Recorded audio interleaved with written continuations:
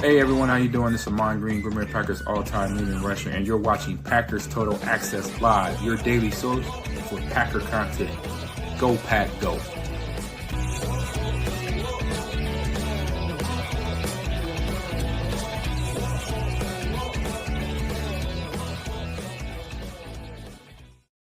What's up, guys? Welcome into Packers Total Access. My name is Clayton. You can check us out on packernet.com. Find me on Twitter at Packers_access. We are live on Facebook, YouTube, X, and Rumble. Joined alongside Emilio in Tennessee. We got Tim in Green Bay here to talk some Packers this evening as the mandatory minicamp is obviously already wrapped up. Got a couple other storylines to get into. We're going to continue to do our best to bring you daily content. That's the goal here. And we're going to dive into a lot of fun topics here in the offseason. I know we got several things to talk about this evening. We're going to get into a little salary cap talk. I'm excited about that. We got an awesome poll question. All right. I want everybody to do me a favor right now, whether you're on X or on YouTube. We got the poll question up in both locations. The poll question was, and this is tough, if you could only keep one of the following, who would it be? Would you keep Matt LaFleur, Jordan Love, or Brian Gutekunst? Again, if you could only keep one of the following, who would it be? Matt LaFleur, Jordan Love, Brian Gutekunst. We're going to hit a couple topics, and we're going to come back to it to give everyone time to vote on that poll question. It's tough too, man. It is tough. Obviously, it won't let me vote, but I'm sitting there going, I got it narrowed down to two, but it's still kind of tough. It's kind of tough, but I know my answer. I definitely know my answer. So anyway, let's go around the horn real quick. Tim, you got anything, man? Anything to start with? Anything on the forefront of your mind, or anything at all? No, not really football related, but just ready to talk some ball though. Whatever we got on the table tonight. Absolutely. All right. What about you, Emilio? Anything at all, man? Anything you listened to here lately, or? Yeah, I'm always trying to dive in. The All-32 pod. So all I would say is we're blessed that the Packers dive in and do a little bit of personality research and figure out who these kind of guys are, and not even that, but also like treating them right and with respect. You give respect, get respect. The Bengals are in a little bit of an issue over there, man, with TJ, with Trey Hendrickson and Shamar Stewart, both not wanting to be there, and Shamar Stewart leaving practice early on the last day because of contract talks, because of negotiations, and I'm just thankful that I'm a Packers fan. That's all I can say, because it's not like it's just these two guys. Like they've had it before. Are we going to pay Higgins? Are we going to pay these guys? And even on the GM shuffle, the other dude talking, he's like, "Oh yeah, you know that the Bengals are just a bad team that doesn't like to pay their players. They didn't want to pay their safety, right? And then they go off and get a young gun, and all right, fine, because safety's not important to pay. It's like, I don't know, man." And I'll just say this, like, this is how I feel like the Bengals have screwed up. And then I want you to start the conversation with how they got in this pickle with specifically the first round pick, Shamar Stewart. But think of what we talk about building a roster, right? Tier 1 positions, defensive tackle, edge defender, left tackle, and quarterback, right? Now, timeout. They are refusing to pay Trey Hendrickson, edge defender, tier 1 position. Shamar Stewart, they're getting really, really crabby in the negotiations there with the language within the rookie contract. The numbers have already worked out. Again, another tier 1 position, right? You mentioned safety. That's a tier 2 position of importance, right? That they just let go. Now, who did they pay? They paid 2 wide receivers, wide receiver 1 money. And here we are talking about them being one of the worst franchises in the league. And Joe Burrow is kind of carrying the water. Like he's the thing that's making this thing go. I mean, he truly is a truck, right? He's pulling the trailer. The problem is the trailer got a flat tire on it, man. That's an expensive trailer, man. You don't have run flats on that thing. That could be a problem. Exactly. But no, I think you're right, Clay, because on the Shamar Stewart thing, he's obviously the numbers are already set, right? The CBA did all that, and with him wanting to sign, he wants to play, right? He's in the NFL first time. Let's get it. Let's go. They're trying to take away his injury money, or they're trying to already negotiate his injury money. That's, saying like, if he doesn't play the full season, or if he gets hurt, or this and that, we're going to take, more money away from that so that you don't get, you're not taking home as much. And they're already the dude hasn't even played a snap for him, and they're already they're already trying to take the man's money from what he worked, his entire life for to sign this. And they're the ones that drafted him. You know what I mean? It's like, why would you draft the guy if you're not planning on paying him? And I was also hearing another angle, Tim, where they were saying it was more about, and this could have been coming from the team side. And you guys know how this is when something gets in the public, it becomes a PR or what am I trying to think? A PR kind of jockeying for position type conversation. I was hearing that the language was off the field stuff. If you get into anything off the field, that Shamar was wanting it fully guaranteed. And we all know the rest of the league don't operate that way, right? Yeah. Especially with a rookie contract. So, right. And I'm not saying you're wrong and I'm right. I want to say it was Adam Schefter that said that on maybe. I think I heard, mine was on the All 32 pod. They were talking about it. Got it. So, and you know what? It could be both. Right. Yeah. It could be both could be true, right? Yeah. What do you think about it, Tim? I mean, it's one of those issues too with Shamar Stewart. Now it's easy for some fans to go, well, this is Shamar Stewart's fault, this and that. And I've been on the record saying, boy, we dodged a bullet there. Me personally, you can blame the Bengals because there is a track record of that. Yep. But you also look up and it's like no other rookies across the league are having this issue, right? But then you come back to the Jaden Higgins draft pick. Where was it? Arizona or Houston, wherever it was. Houston. Mm-hmm. They fully guaranteed that, and they got that signed real quick, and he was a second-round pick. So, right. Tim, it's like, I don't know, man.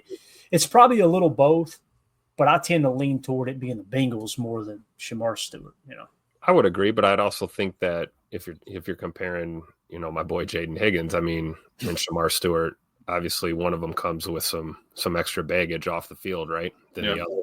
So maybe that's a considering factor. I think it's a great example of, comparison is the thief of joy. So you've got a rookie looking at another rookie going, hey, he's fully guaranteed mine, Mm-hmm. And I think all of this, it's not even about who's at fault. Cause like you said, all these things could be true at the same time. It could be a little bit of all these factors, but I think it all points to, the reason why, like, I just believe, Cincinnati is just, they're another 8 or 9 win team again this year. I mean, like they kind of have been. And after you spend all that money, right, Tim? Like, right. That's brutal. That's tough. That's tough to bring it back to your fans. Like, no, I got you a quarterback and 2 wide receivers. Like Madden told me to do that, and now we're good, right? And a really good quarterback, right? Yeah, Joey B is really good quarterback, but they got an uphill battle there in Cincy for sure. And the irony in the whole conversation of us talking about the Bengals and like you guys specifically remember or mentioned in the wide receiver situation there in the offseason, we were getting roasted for saying we don't want T. Higgins. And there was a portion of our fan base going, man, you got to go get T. Higgins. He's a true number one. He's a true number one. And it's like, slow down. What are we trying to accomplish here from a roster standpoint? Yeah. T. Higgins does not put you over the top. T. Higgins doesn't play left guard against the Eagles when Elton Jenkins goes down. You know what I mean? Like, that's truly what happened. T. Higgins doesn't – here's the other thing. T. Higgins doesn't prevent Jordan Love from throwing interceptions in those crucial situations last year. Yep. If anything, he causes you to force the ball down the field into coverage more because hey, that's a number one receiver. Let's bomb it deep to the jump ball guy. You know what I mean? So that's where you got to really kind of step back and all right, what are you trying to accomplish? And it's obvious what both Goody and LaFleur are doing is, hey, let's lean into the run a bit and let's play defense. And again, you got the Bengals refusing to pay edge defenders, the sack leader last year, refusing to pay him, right? And what did we do? A portion of our fan base roast Goody for locking up Rashawn Gary, who led our team in sacks, led our team in quarterback pressures, and led our defensive line in run stops. Mm-hmm. So it's like it's just two totally different, ends of the spectrum. Coach Lane in the chat says you drafted Hendrickson's replacement and you won't even pay him. It's a bad look. And they didn't pay Hendrickson, right? So you're telling it's like I feel like you're not paying your gas or your electric bill, but you're over here buying a new TV. You know what I mean? Right. It's like we need to square that away a little bit. I think you just did a quick recap of my early 20s. You know what? As much as we talk about Cincy, it's important to remember we've got those guys coming out of the bye, right? Yeah, right. On the schedule. And, like I said, they're like that 8 or 9 win team, maybe a 10 win team, something like that. They're one of those teams where you want to kind of laugh, but you cannot afford to write them off. They could come in and steal one from you relatively easily. So you got to take them serious either way, no matter how much of a dumpster fire things appear to be right now. Right. All right. Well, let's move along. There's just something real quick. We won't spend a whole lot of time on this. I thought this was cool, though. Bill Huber put this tweet out. Quote, I think really what I ran into most of my career is everybody wants me to do everything as opposed to letting me get really good at one thing first. This was a quote from Isaiah Simmons, the newly acquired linebacker. Now, listen, I'm not expecting Isaiah Simmons to come out and be a Pro Bowler, right? But I love that what Bill Huber pointed out here was, hey, it's a 1 year prove it deal, first of all. And what Bill Huber points out is what Isaiah Simmons was saying. With the Packers, Isaiah Simmons is happy to be focusing on playing linebacker, right? Mm-hmm. Like not trying to force him to do too much. Now, we mentioned multiple times, it's nice to have a player that if you do get somehow, some way in a pinch, you can throw him back to safety, right? You can let him rush off the edge a little bit if you're a little bit light. If you have, 2 or 3 injuries in one game, that type of thing, but it's obviously not a part of the original game plan. Now, I'll say this too, like most of the viewers last night were pointing out, man, the safety room is real deep. I think it was Holmes pointing it out, maybe Deadfish. The safety room is so deep, you ain't even got to worry about that. We're really 5 deep at safety. That doesn't mean they're all 5, starting caliber, but you feel pretty good about those 5 on the roster. So I thought this was cool, though. Everywhere Isaiah Simmons has gone to play, they haven't let him just settle into one position. So now what you're going to get with Isaiah Simmons is he's going to be battling with Isaiah McDuffie and Tyron Hopper for that 3rd linebacker spot. I don't know about you, Tim, but I kind of like his chances. That's not to knock the other 2 guys, but he seems like he's really, really comfortable. He's really kind of at ease. We played the video. Matter of fact, I think we got the video right here, Tim. I don't think you've seen this one yet, sir. Let me hit you with this one real quick.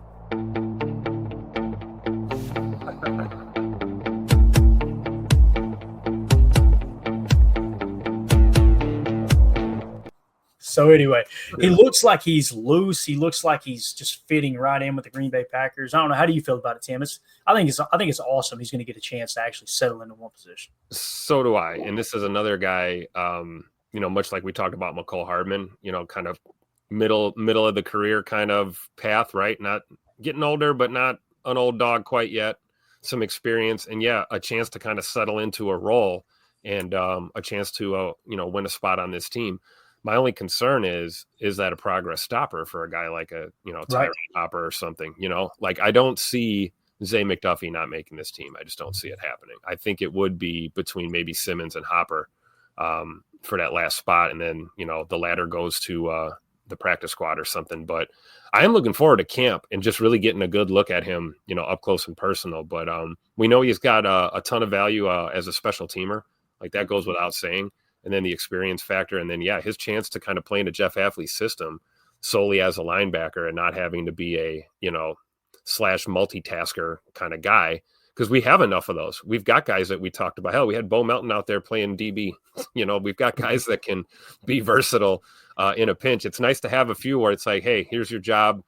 Put your head down and just go do what you need to do and focus on your position and your duties. So I'm excited for Isaiah Simmons. I would just hope he doesn't, ultimately end up being a progress stopper for some of these younger backers, Yeah, definitely. That's it. I think I'm hoping, Tim, that, he can bring in some of that veteran experience and just kind of teach him a little bit here and there. Pointers, him and Quay bounce ideas off each other, help Hopper, help Coop. I think it's going to be a team effort.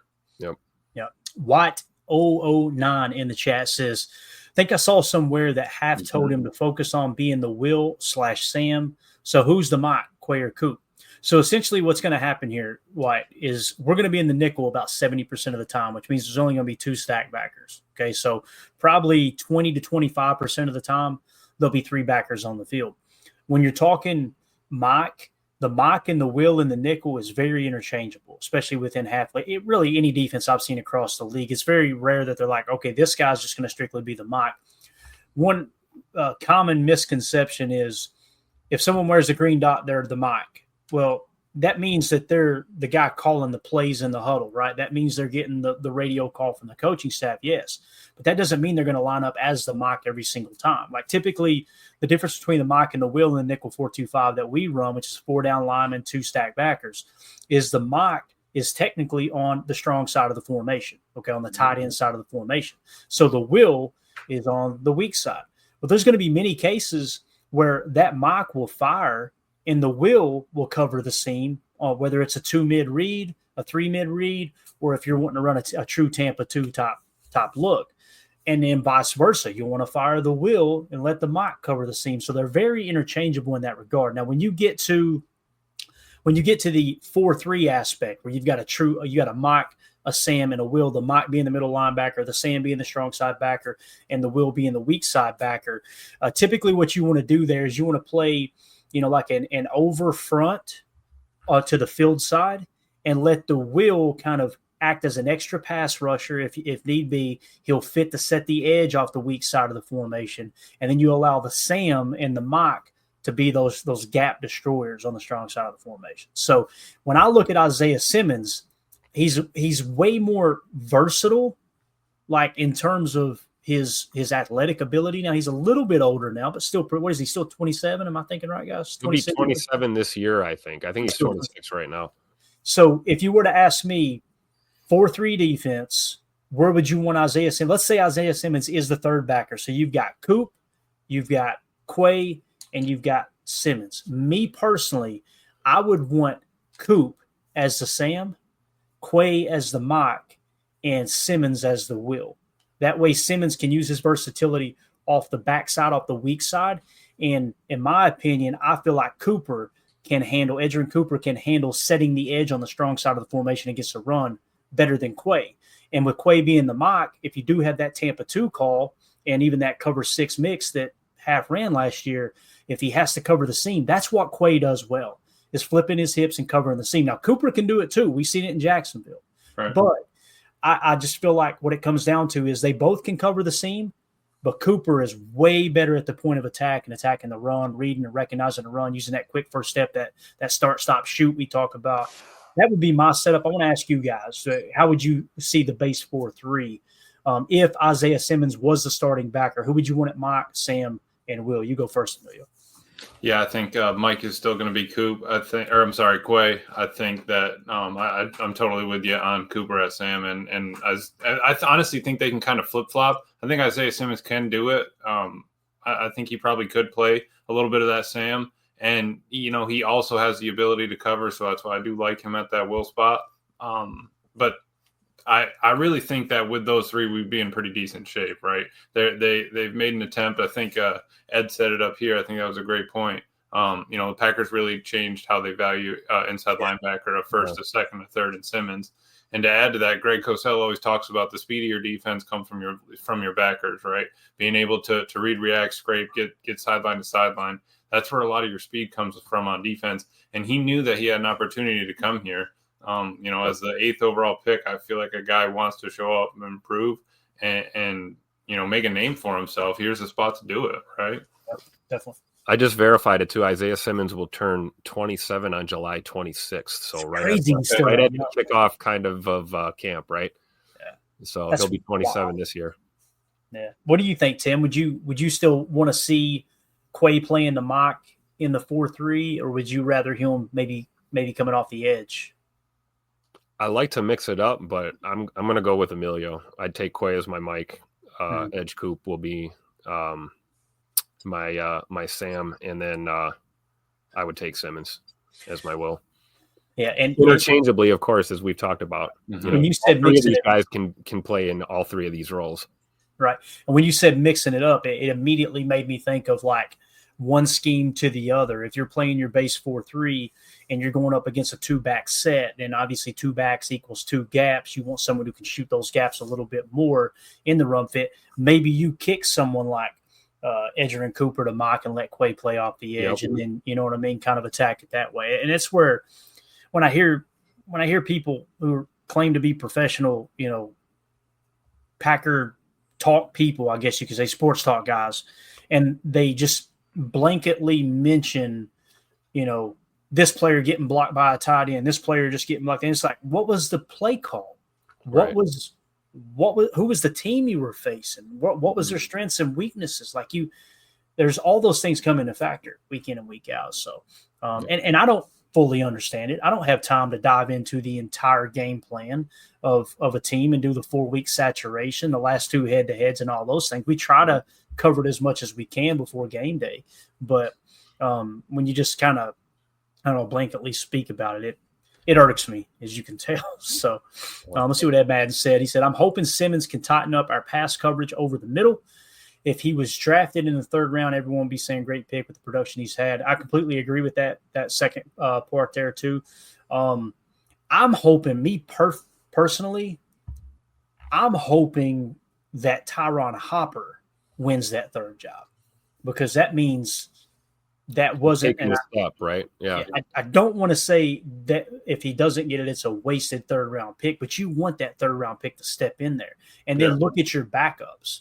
It's Isaiah McDuffie and Isaiah Simmons. You feel really good about that linebacker room, you know? Yep. I feel really good about Tyron Hopper getting every single opportunity to win that spot as well. You know, They're going to push that, give him every chance to go ahead and make this team in that role, you know? Yeah, and we've been talking versatility. We haven't even talked about Colin Oliver. Like, Colin Oliver might fit right into that. They may get into camp and they go, you know what? Colin Oliver's the third best stack backer, and he'll just bypass everyone. They also could get into camp and go, wow, this guy's got some serious bend and quickness off the edge. Let's let him rush as kind of that hybrid outside linebacker, like a Leo or a Viper, that type of look. So it's going to be fun, man. It's going to be – I'm telling you, this camp is going to be absolutely awesome. Coach Lynn says that he's a ball of clay. You can mold him into what you want him to do. I just would not trust Cincy to use him correctly. Shoot, they can't even figure out how to pay him. Talking about Shamar Stewart. That's very well said. Very well said. All right. So there you go. Just a little Isaiah Simmons talk. I thought that was pretty cool. Let's get back to the poll question now. Again, the poll question was, and this was a tough one. I hated to answer it myself. The comments on this tweet are hilarious. Let me go ahead and refresh it one time, make sure that we get the most up to date here. If you could only keep one of the following, who would it be? Matt LaFleur, Jordan Love, or Brian Gutekunst? We have 247 votes so far over on X, and we're just about, it was roughly an hour ago. So, we got a pretty good saturation here. Leading the way is Jordan Love at 59.1%. Matt LaFleur is second at 31.2%, and Brian Gutekunst is third at 9.7%. Now, going to our YouTube stream, Jordan Love leads the way at 53%. Matt LaFleur, 31%. Brian Gutekunst, 17%. So it's in the same exact order. Wow. Both X and YouTube, they all agree. So I want to ask you guys, and I don't care who goes first. You fire away. You guys decide amongst yourselves. Who would you pick of those three? Who you keep? I don't know. I'm not a doctor. I love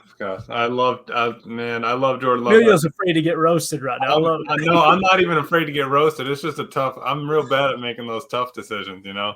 I love Jordan Love. I love Brian. I think I'm going to go with Matt, though.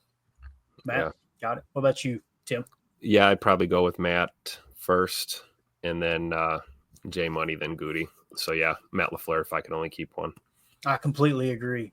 And the fact that everyone is choosing Jordan Love other than us, that gives me a lot of hope, boys, in Jordan Love right now.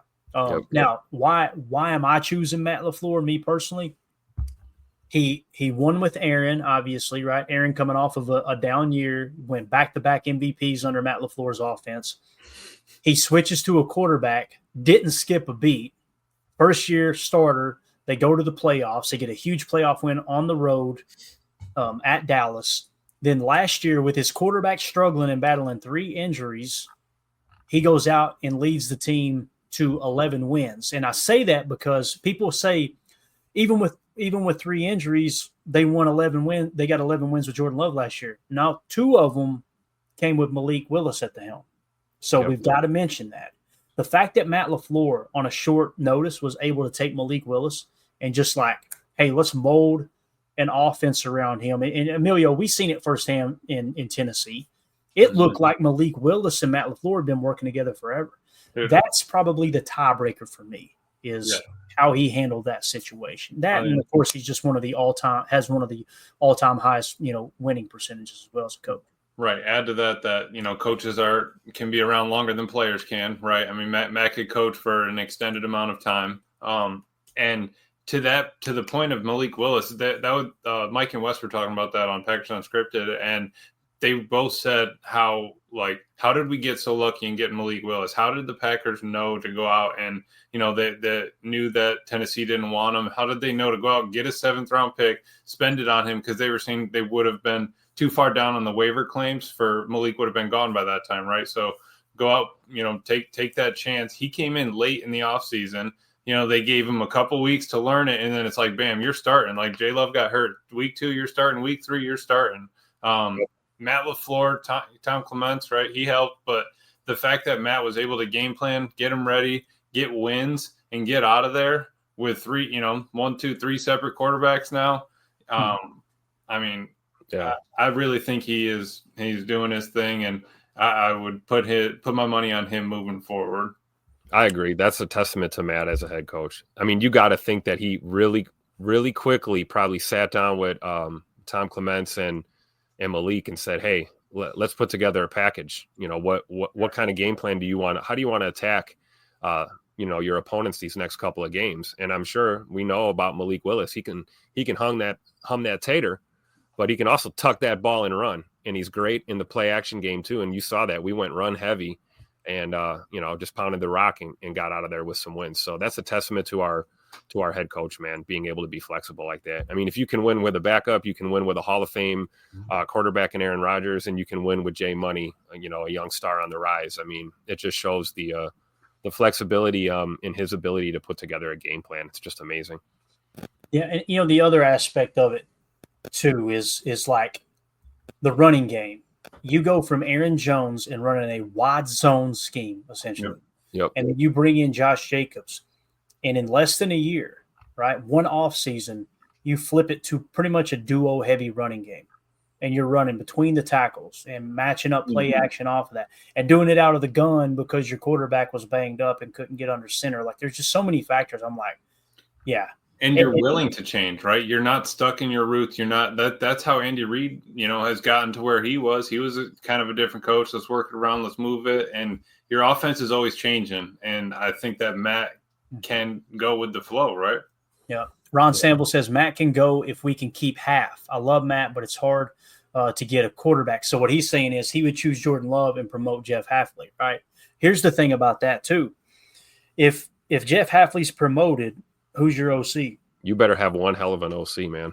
Yeah. And on top of that, Tim, the thing that sticks out to me, and I understand your point, Ron. I think it's a great point. I really do, because Haf is head coach material. There's no two ways about it.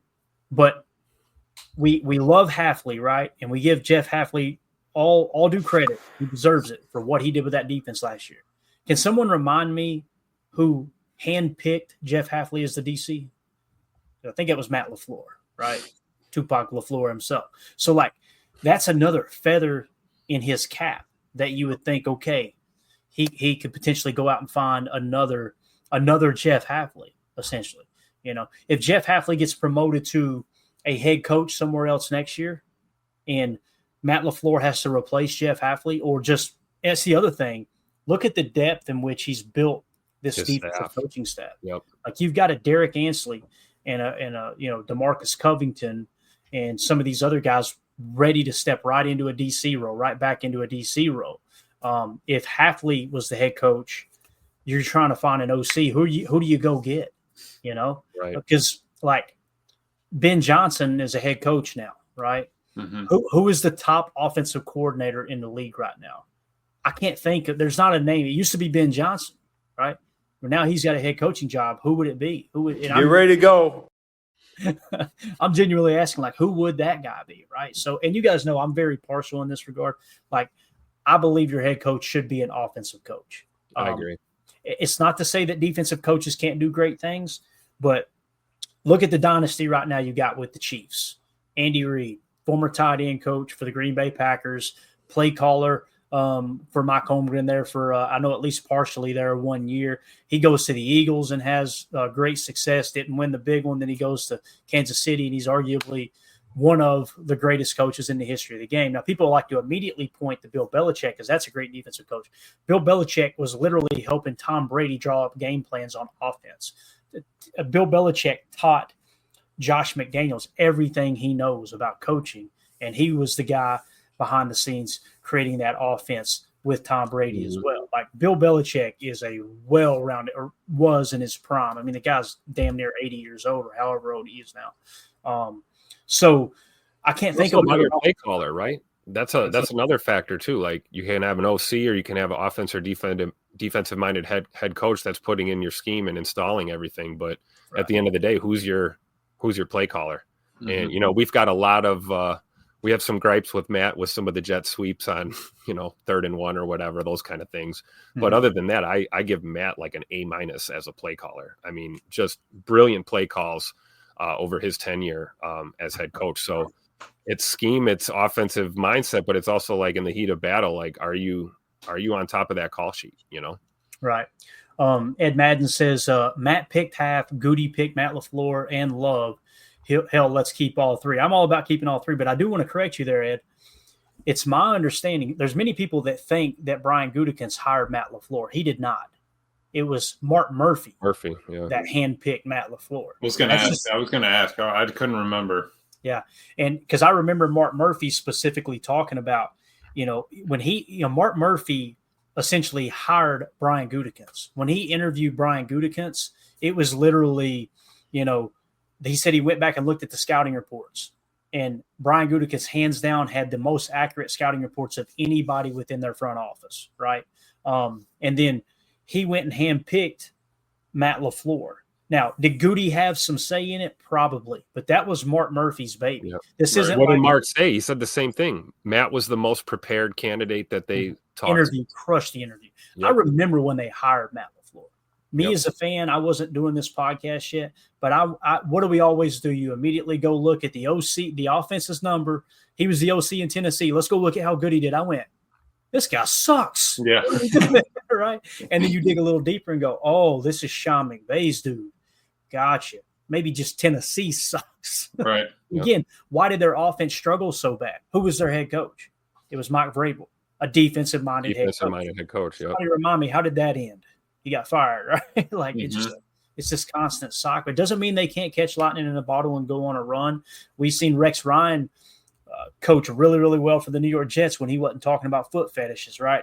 He did really, really well, but he could never win the big one. And when it falls apart for a defensive coach, boy, does it fall apart. I mean, it's like you need that. I feel like you need that offensive-minded coach. Who was the last coach to win a Super Bowl for the Green Bay Packers?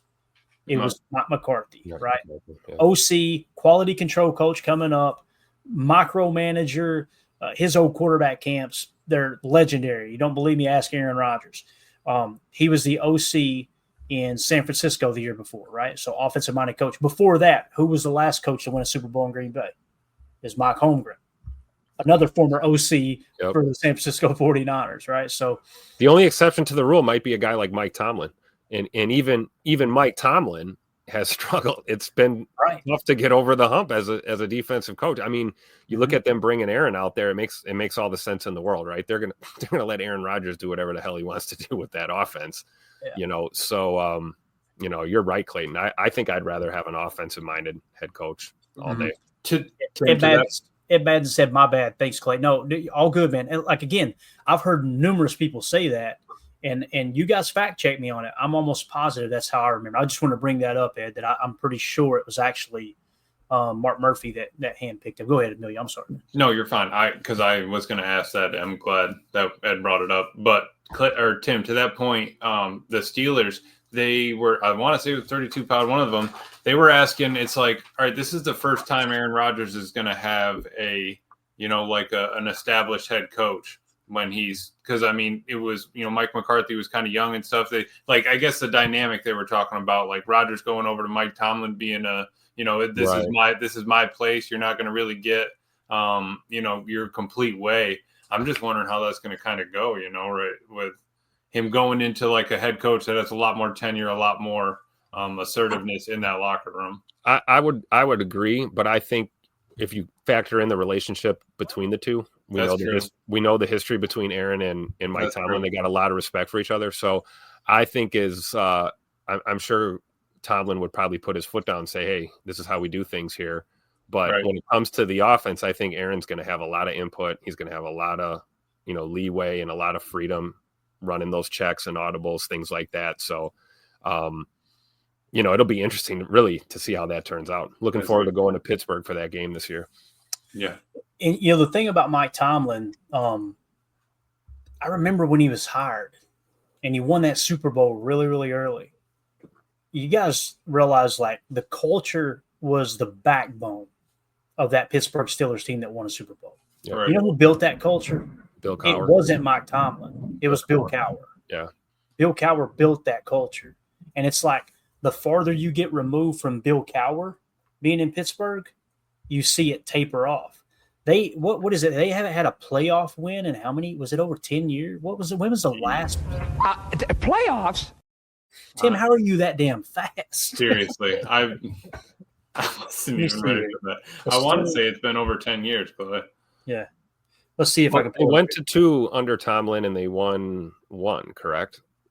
Of course, they caught that L in 2010 with they only won 1. Yeah. Yeah. or was their last win in 2010? Like when they were making their playoff run? Their last playoff win was in 2015. So this is 2015. So that's I think what you get. You got a defensive minded head coach, you got a team that wins, they make the playoffs consistently, but you're not really getting over the hump. For 10 years you haven't won a playoff game. It's crazy, bro. Like, and what's crazy too is his overall record in the playoffs in the history of his career, 8-11. So, yeah, that's just, again, I'm not trying to dog Tomlin. I'm just simply saying that's a perfect thing right here. You got Mark, Ed Madden. Tomlin's had to deal with some big personalities, so at least he's experienced. That's a very good point, right? He's gonna have no problem handling DK and Aaron Rodgers. I mean, guys dealt with AB, and there's been plenty of. That's a great point by Ed Madden there. I don't know, man. I can't cut Tomlin as much of a break as most people do, because like, how did it get to the point where Le'Veon Bell sat out a full year and he never played for you again? How did it get to the point that Antonio Brown thought it was okay to film a video from the locker room during a locker room speech?